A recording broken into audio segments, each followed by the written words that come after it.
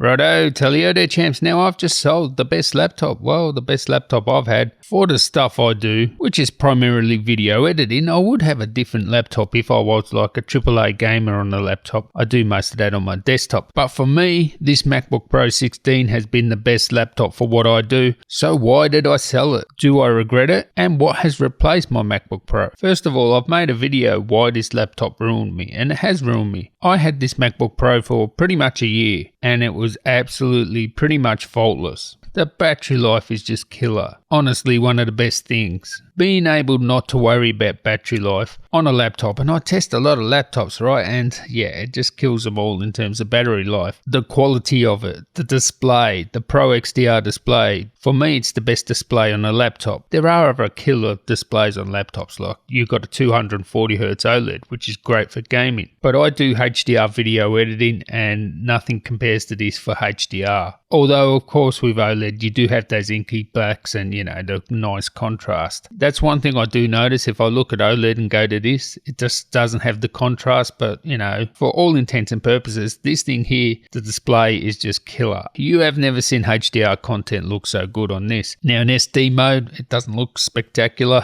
Look, I've got to be honest with you there. And I guess you use that quite a lot. I do appreciate that it's very quiet. When I render, it's not quiet. Believe me, it is loud. And that's because I'm going from ProRes to HEVC, 10-bit, HDR, etc. It's, you know, it's really pushing this system. But you will never hear this laptop when you're editing or just watching content. You will never hear a fan, like, unless you're rendering or something like that. Keyboard's ace, all the ports. It is just an amazing laptop and the best. I think it's the best laptop for me, for what I do. As I said before, if I didn't have a gaming desktop, I would make a different laptop choice. That's for sure. It'll be something from Windows, but I just love this laptop. And you might be thinking now, why did you sell it? Well, I sold it because I thought the M2 was coming out in November. And by the way, the M2 is probably going to be worth skipping. It really is the same laptop. It really is just going to be the difference between the A14 and the A15. On the iPhone, it's going to have, you know, small cores, maybe faster, bigger RAM options, but it's not going to be that much of a big deal. There will be improvements in the GPU. And I've got to say one thing, this is falling behind in the CPU department. I mean, you can actually get Windows laptops that, you know, have twice the power in terms of,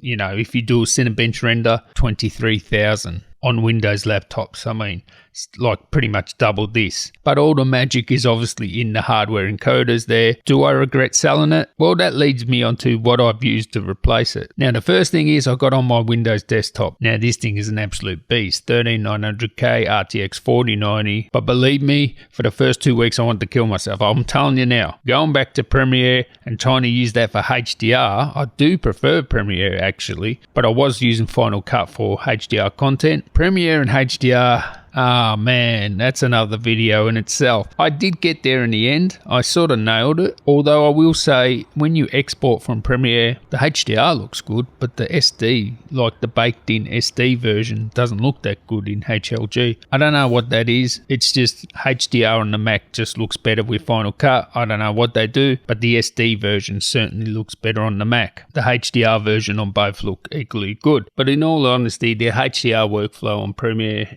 man, I couldn't handle it. And I tried to go to DaVinci Resolve, but of course that doesn't support ProRes RAW, so that's not an option for me. So that's unfortunate. I was willing to learn that. So anyway, cut a long story short, I told you why I sold it. I thought the M2 was coming out, and we expect those in March next year, and of course I'll get those in, so make sure you subscribe. Do I regret it? Yeah, I don't regret it, but I gotta say, I do miss it.